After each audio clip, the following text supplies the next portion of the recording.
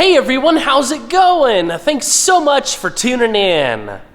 Today I'm going to start working with the donor motor for the 62 GMC build. If you haven't seen the last episode or want to catch up on the build as a whole, I've got a link to the entire build playlist down in the description below. The frame is currently off at powder coat, and while I wait for that to come back, it's time to start doing some engine content. Now this is a 5.3 liter LM7 that I pulled from a two-wheel drive 2004 Cadillac Escalade. And while it has 180 some thousand miles on it, the motor ran phenomenal and didn't give any indication of any kind of underlying issues. It didn't smoke, it didn't tick, the oil pressure was fantastic. I mean, everything that you would want in a donor motor. But to be on the safe side, I do plan on tearing this thing all the way down to the short block because, of course, after all these years and miles, it does have a number of oil leaks. So I'll be getting all of that taken care of and doing some preventative maintenance as well. I've got some new accessories for it and so on and so forth. My goal by the end of this video is to make this motor look as good as if it just came out of the factory. Of course, before we get started, I'd like to extend a huge thanks and shout out to GM Genuine Parts and AC Delco for sponsoring this build.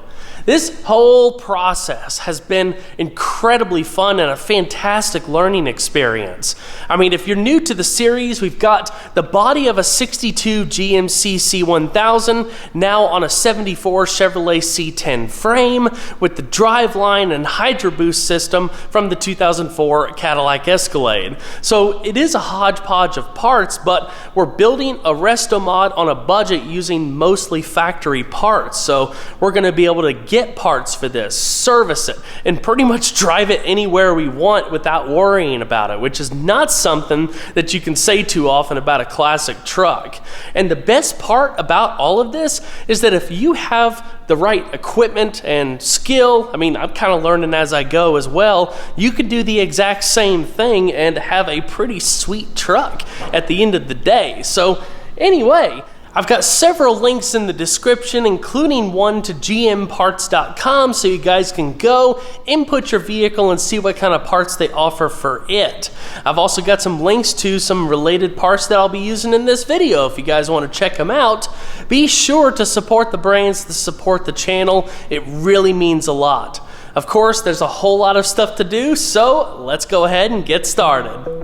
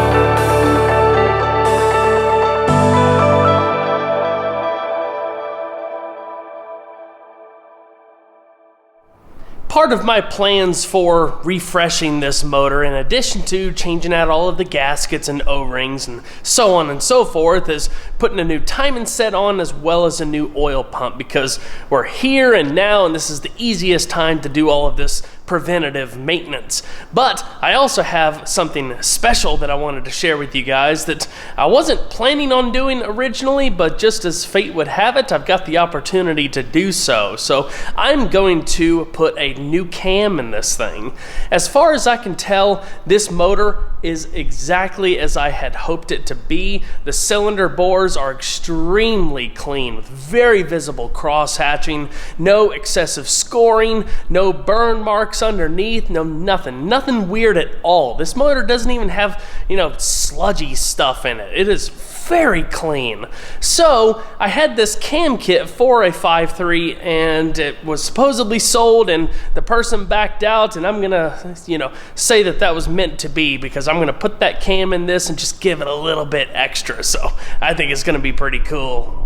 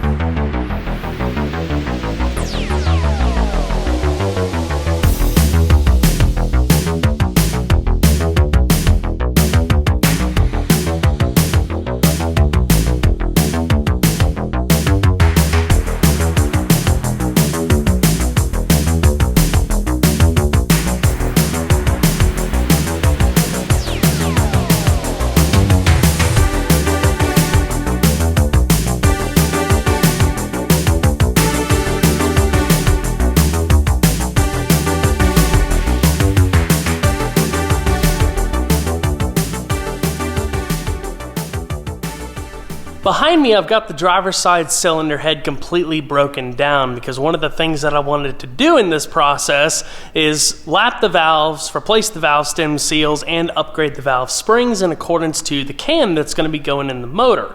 Unfortunately, the driver's side head is going to require a little bit of repair as well. One thing with these LS motors is that, as they age and, rust and corrosion, all that kind of stuff, exhaust manifold bolts can snap off in the head.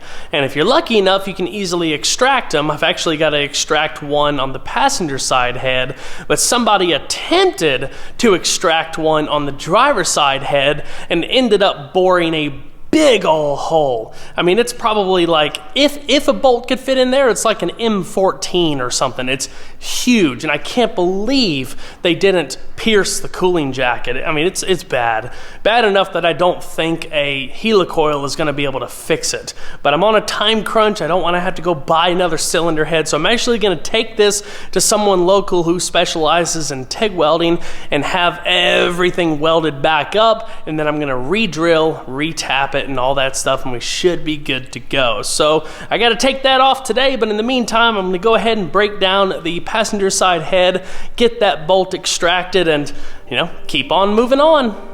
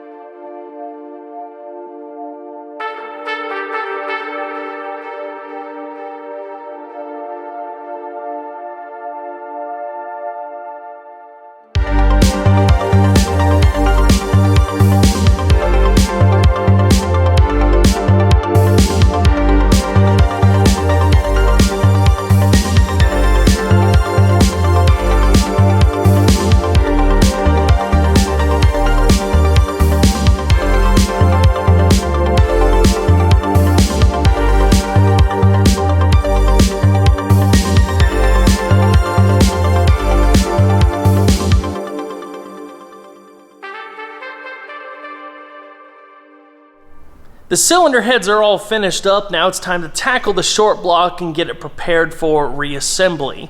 Like I've mentioned, this thing was in perfect running order when I pulled it from the Escalade, so I won't be tearing down the bottom end or anything like that. I'm going to clean everything up as best I can to prepare for all the new gaskets. Of course, do all the basic stuff like a timing set and an oil pump. But then once everything's all back together, I'm going to give this thing a really cool paint job that I'm looking forward to showing you guys.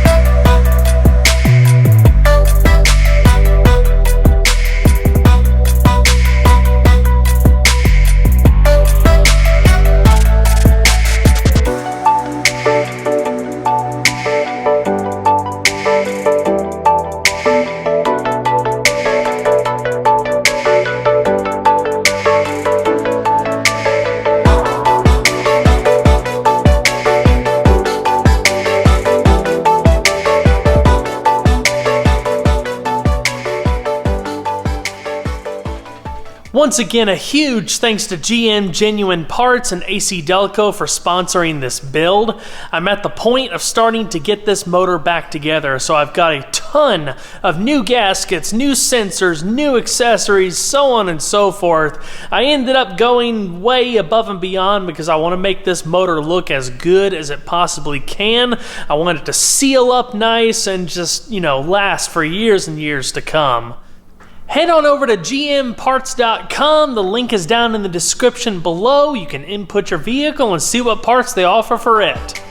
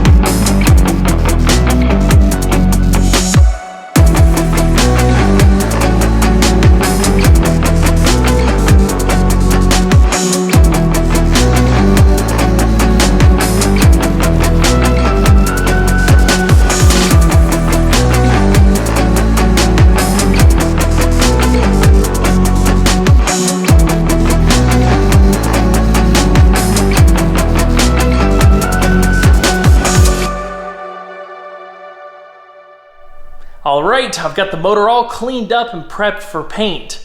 For this, I'm gonna do something a little different. I'm gonna paint the entire motor red, which is just like how the GMC's original motor came from the factory, the 305 V6. So it'll kind of pay homage to a degree, and it'll also give it a more old school look. I think it's gonna be pretty sweet.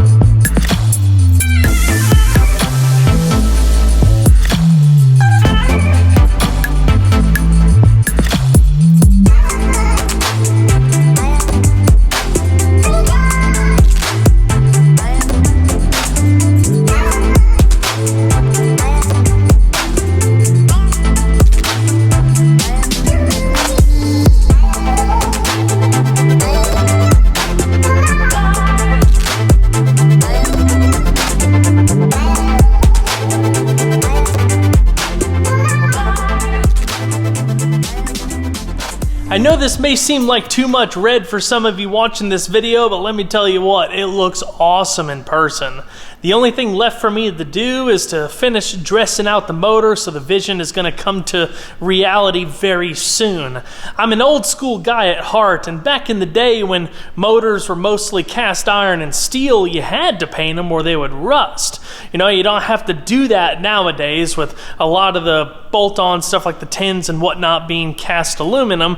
This truck motor has an iron block, so that would have been painted from the factory, but it was just black. But you know, having the whole thing painted is definitely old school, and it kind of fits my vision for the build, so I'm really happy with how this turned out. So now let's go ahead and get back to it, dress it out, and get this project wrapped up.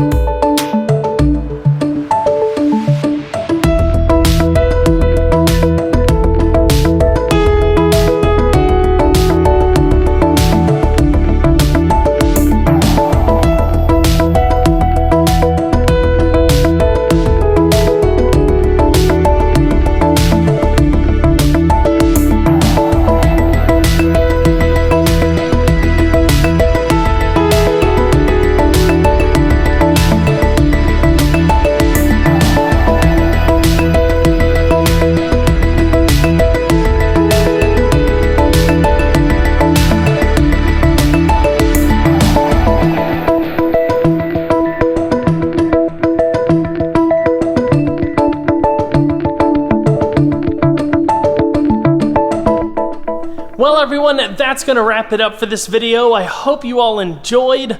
This thing turned out amazing. You would think it was a brand new motor with how clean it is. I can't wait to see how it looks once it's back in the truck for the last time. I do have this heavy-duty lift plate that bolts to the valley pan area, so I'm not going to be installing the intake and the fuel rails and so on and so forth, because of course that would be counterproductive to moving it around later, so I'll tackle that once the motor is back in the truck. But it's about 98% complete, and I'm just amazed at how well it turned out. Don't forget to leave a like down below because it really helps the videos a lot. And if you haven't subscribed already, consider doing that too. And make sure that little notification box is selected so you can get properly notified of all of the new uploads. Of course, a big thanks once again to GM Genuine Parts and AC Delco for sponsoring this series. Don't forget to check out the links that I have in the description box below. Until next time, take care everyone.